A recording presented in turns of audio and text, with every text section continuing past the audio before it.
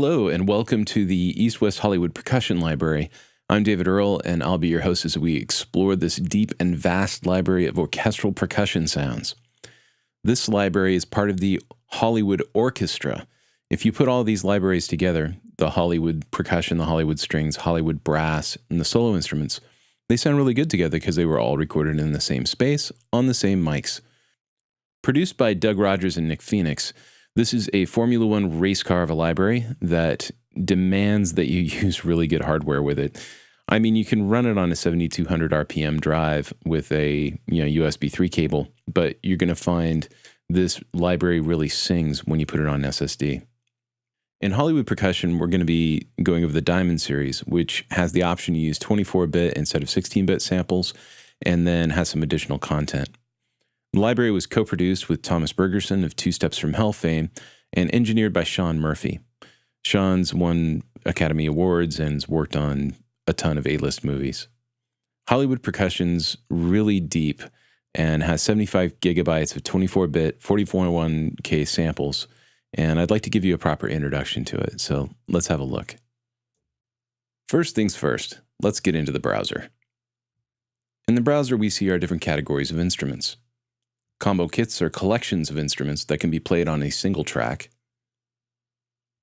We have cymbals, cymbal pairs, which are like piatti, orchestral cymbals. We have suspended cymbals. Under our drums, we have everything from snare drums, bass drums to timpani. And under metals, we have crotales, finger cymbals, mark trees, you name it. Everything that's made out of metal. Under woods, we have things like wood blocks, temple blocks, xylophone, marimba. We also have celesta. Getting around the library is very, very easy because there aren't as many articulations as some of the other Hollywood libraries. When you get into timpani, you'll want to open this folder, and you'll see that we have some variations on timpani, even some key-switched instruments. Let's look at the player. In the player, we see a familiar Hollywood orchestral design. On the left-hand side, we see our system settings, which give us our MIDI channel port, transposition, velocity, voice limiting, and bit depth. Below, we have a volume envelope. In the middle, we can see where all our articulations are loaded. On the right-hand side, we have stereo doubling, reverb, different microphone positions. On the right-hand side, we have a master output. And then under the performance setting, the one thing that's different about the percussion library is that it's not going to be using all those legato simulators and true legato and things like that. They basically have one script, but it can be used on any instrument in the percussion library, and that's the repetition sim. So the repetition simulator will basically create variants in each note as you play it, even on instruments that aren't made to use round robin, which is a script that essentially hits a different sample every time you hit a single key. The repetition sim will do things like adjust length and pitch, and we'll check that out a little bit later. As with all of the Hollywood series and any play instrument in general, you also have the mixer, and inside the mixer, you have this wonderful SSL channel strip, convolution reverb, SSL bus compressor, and if you get really crazy, you have an amp simulator and Omicide. Omicide is a multi-band distortion unit. Pretty crazy. So who knows? Maybe you'll get all Zimmer on that stuff. All right, so let's check some of these libraries out. So what we have here is a demo song that was created using Hollywood Percussion. We're going to listen to the individual elements of it, and then at the end, it'll culminate in the demo, where you can hear them all working together. Keep in mind that this is a small sampling of the 75 gigabytes of instruments that you get in the Hollywood Percussion library. I'm merely showing you these instruments because they show off the different groups that we can pick from and how they're implemented within the play engine. Up top, we have some drums, some large drums like the timpani. Timpani felt key switch. So you have different timpani mallets that you can use. The felt ones are softer than the hard mallets, which are kind of a hard rubber. If I come over here to these timpani lines, let's solo this out and have a listen to what it sounds like while looking at the play interface.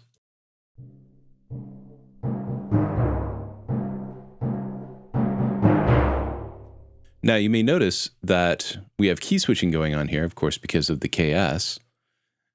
And there are 2 octaves here. And what's neat about that is they've programmed this so that if you're doing rolls, the rolls are 2 octaves apart. So if you need to do your own roll, it's very easy. So that's kind of cool. Now let's go to the bass drums. Here's a 36-inch bass drum.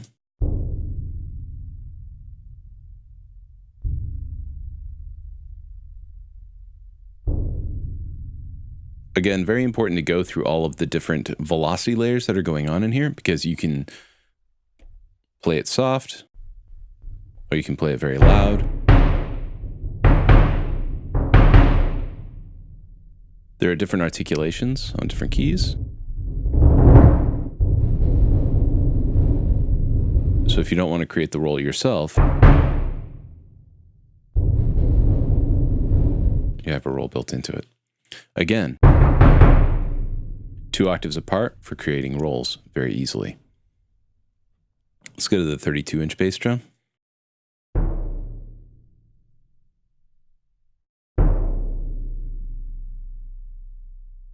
So it's really nice to be able to mix these types of bass drums together. It's actually much cooler than when you're in orchestra and you generally have one big bass drum that you're going to be using, not several.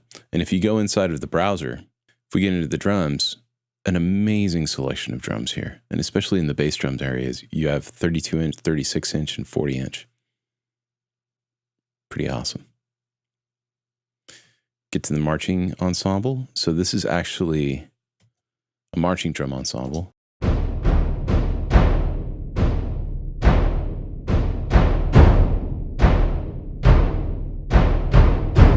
So it's used for big bass marchy type sounds. Cool stuff. So they're layered up on single keys, making it very easy to play. Getting into the field drums.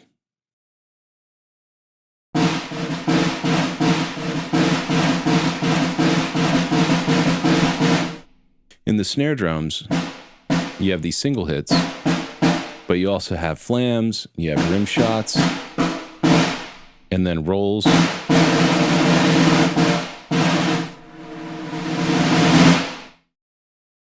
Cool crescendo thing there too. That's a 12 by 15-inch Slingerland. Here's another antique. This is cool. This actually starts the whole piece off.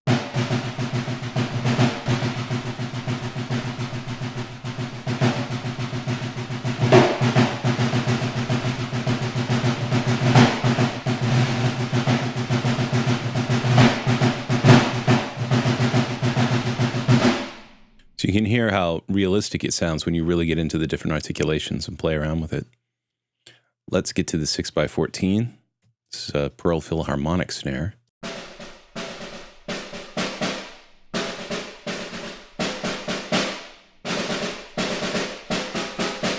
All the ambience that you're hearing is coming from the room mics that were used in this recording. And you'll see that we have main, mid, close, and surround. So you can turn those on if you want additional ambience, or if you want to have, if you turn these close mics on, you get a little bit more definition out of the snare because the mic is actually closer to the snare.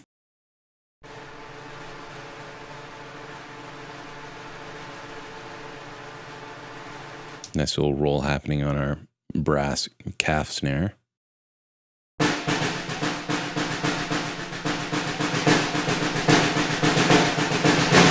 Again, you can really hear how the composer was very creative with using the multiple different types of articulations between the sort of rim-shotty snares and the left and right hand snare.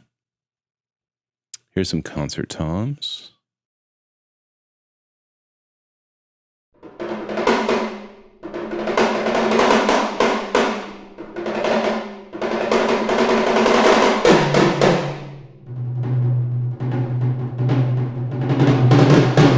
Again, you can really hear the velocity layering. You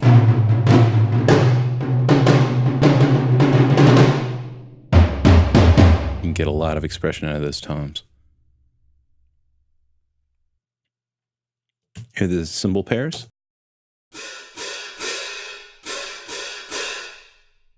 A whole lot of them in this very nice collection of 12-inch to 22-inch cymbals. Here's a tam-tam.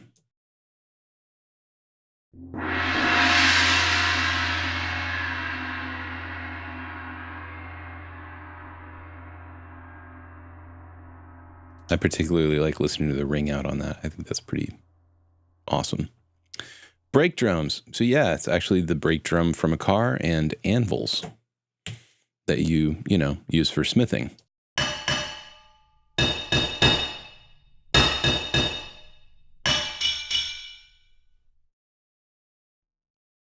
So there's really great extended, percussion sets that are very useful. Here's vibes. We're starting to get into the mallet instruments and then also keyboard instruments. So chromatic percussion.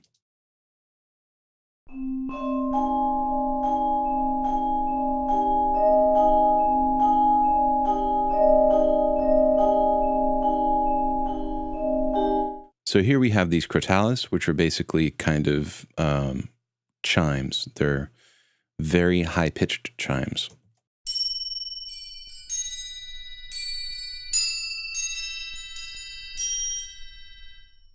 Beautiful.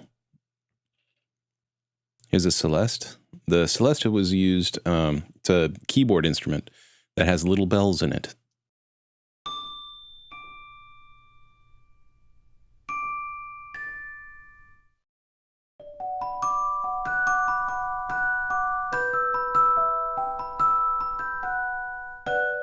If you've ever listened to a Harry Potter score, you've heard a lot of celeste. All right, let's check out the xylophones.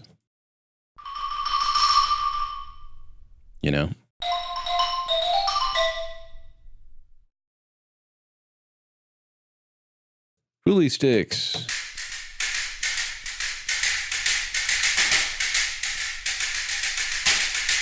Not just for playing sleigh riding Christmas time. We have some nice sets of claves.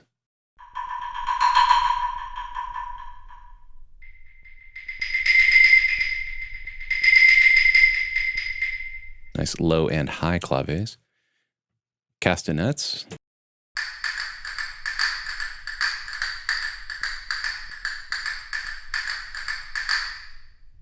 So a really great set of instruments, from your standard snares and timpanis and bass drums and things like that, to the more extended library, which has, brake drums and anvils and vibes and crotalis and all those sort of things. Now that we've heard all of these individual elements from this piece, let's check out the actual demo. Let's hear it all coming together and culminating in this really pretty awesome percussion demo. All right, this is David Earl signing off. See you next time.